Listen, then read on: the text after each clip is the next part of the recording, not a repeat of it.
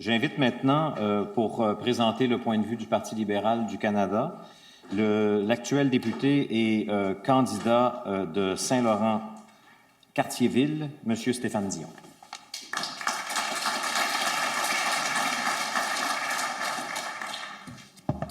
Merci, M. Venn. Monsieur le maire, Mesdames et Messieurs, au nom du Parti libéral du Canada et du leader libéral Justin Trudeau, député de Papineau, et en tant que candidat libéral dans Saint-Laurent, je remercie le Forum montréalais sur la santé et le logement de me donner une telle tribune pour exposer le plan libéral pour des logements salubres et abordables à Montréal comme partout au Canada, de loin le meilleur plan offert par les trois partis qui ont des chances sérieuses de gouverner ce pays le 20 octobre au matin, et un plan sur lequel nous ne reculerons pas, contrairement au chef du NPD, qui continue de reculer à chaque fois qu'il doit ajuster son cadre financier aux promesses qu'on vient d'entendre. Je salue la présence des représentants du NPD, Mme Boutin-Sweet, du Bloc, M. Duceppe, du Parti vert, M. Green, et je dénonce, sans m'en étonner, l'absence de représentants du Parti conservateur. J'ai lu attentivement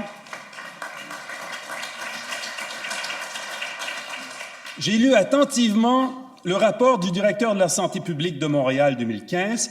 J'ai écouté Mme Vallée, Mme Reynaud, Mme Boutin-Roy, M. Massé et les échanges que vous avez eus. Et je vais citer tout de suite un passage du rapport. Une pénurie de grands logements abordables pour les familles et une diminution notable des investissements du gouvernement fédéral dans les programmes qui les financent. La liste d'attente pour un HLM est de plus de 22 000 ménages, mais seulement 2 000 logements se libèrent chaque année. Fin de citation. Le rapport expose lucidement les maux sociaux que cette situation intenable engendre en termes de détresse sociale et de précarité pour les plus démunis, surtout pour les enfants, les immigrants, les autochtones et les aînés. Député fédéral de Saint-Laurent-Cartierville depuis 19 ans, je suis tout à fait conscient de l'urgence d'agir. Le député de Papineau l'est au moins autant que moi. Le directeur de la santé publique, et je reviens au rapport que je cite, le directeur de la santé publique demande l'adoption d'une stratégie canadienne en habitation et interpelle le gouvernement fédéral pour un réinvestissement dans les programmes de logements sociaux et communautaires. Fin de citation. À cette interpellation, Justin Trudeau et le Parti libéral répondent « présent » et j'en donne immédiatement la preuve. Nous nous engageons, dans le plein respect de la compétence provinciale, à ce que, dans le cadre de notre nouvel investissement de presque 20 milliards de dollars sur 10 ans dans les infrastructures sociales, une priorité soit accordée à l'investissement dans les logements sociaux et abordables et les résidences pour aînés. Il s'ensuivra la construction d'un grand nombre de logements et la rénovation de logements existants. Le renouvellement plein et entier des ententes de coopératives existantes, car les conservateurs ont tort de mettre fin aux subventions destinées à proportionner les loyers aux revenus, subventions qui permettent à des personnes à faible revenu qui résident dans une coopérative d'habitation de recevoir une compensation monétaire pour leur loyer. Nous engageons aussi à un soutien financier opérationnel aux municipalités, dont le rétablissement du soutien au programme Logement d'abord qui aidait les sans-abri à trouver un logement stable. J'ai bien entendu dans vos échanges la nécessité d'assouplir ce programme aux approches qui sont prises ici à Montréal et au Québec. J'ai été ministre des Affaires environnementales, j'ai pris bien des tomates lors des négociations, M. Duceppe se rappellera, mais on a toujours signé des bonnes ententes et on le fera avec vous pour s'assurer que l'approche fédérale s'ajuste à votre approche. De plus, nous augmenterons à 100 % le remboursement de la TPS pour les immeubles d'habitation locatifs neufs. Je vois M. le maire qui sourit. 100 %, ce qui éliminera complètement la TPS sur les nouveaux investissements en capital dans le logement locatif. Nous demanderons à la Société canadienne d'hypothèques et de logement et à la nouvelle Banque de l'infrastructure du Canada, que nous allons créer, d'offrir du financement pour soutenir la construction par le secteur privé, les entreprises sociales, les coopératives et les organismes à but non lucratif de nouveaux logements locatifs sociaux et abordables destinés aux personnes à revenus moyens ou faibles. Nous améliorerons le régime d'accès à la propriété et permettront aux personnes qui vivent des changements importants dans leur vie d'utiliser les fonds des régimes enregistrés d'épargne retraite pour acheter une maison sans pénalité financière.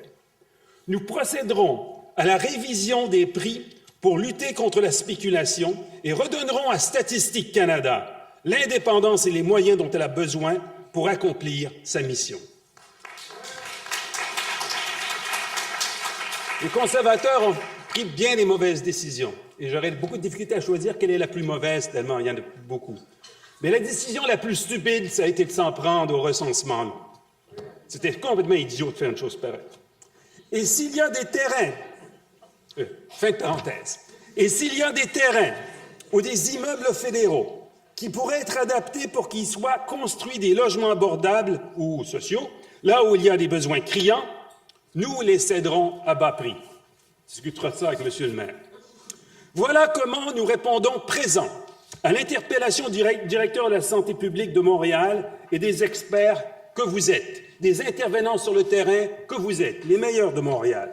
Nous serons un partenaire pour vous, avec non seulement un plan pour le logement plus complet, mieux conçu que ceux du NPD et des conservateurs, mais aussi un plan qui s'inscrit dans la stratégie globale de Justin Trudeau pour relancer l'économie.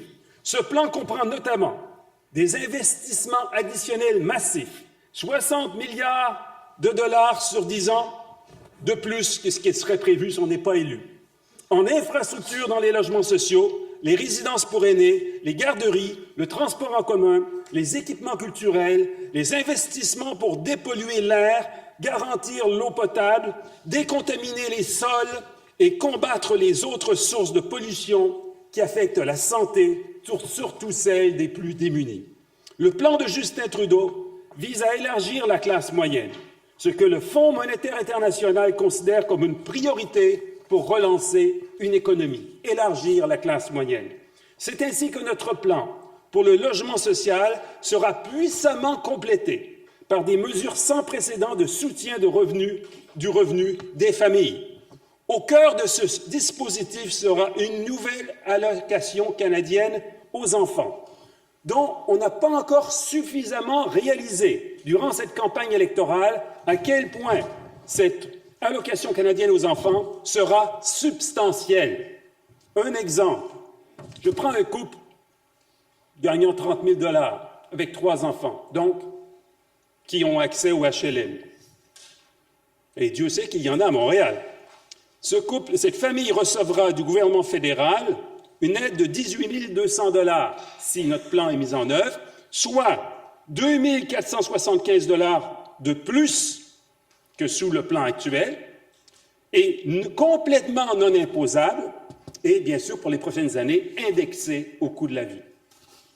Selon les calculs de la Bibliothèque du Parlement, cette allocation canadienne aux enfants va extraire 315 000 enfants de la pauvreté, et donc leurs parents aussi.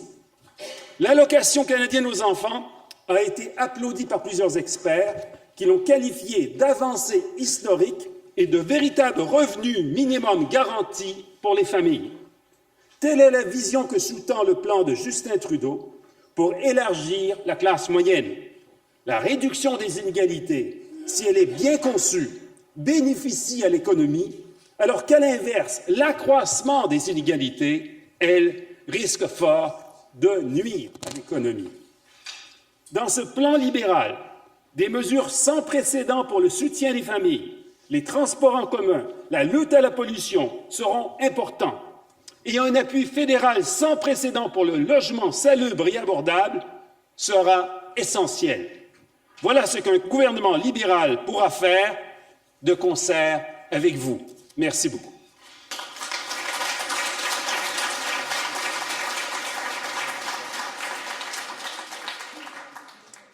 Merci, M. Dion. J'invite maintenant le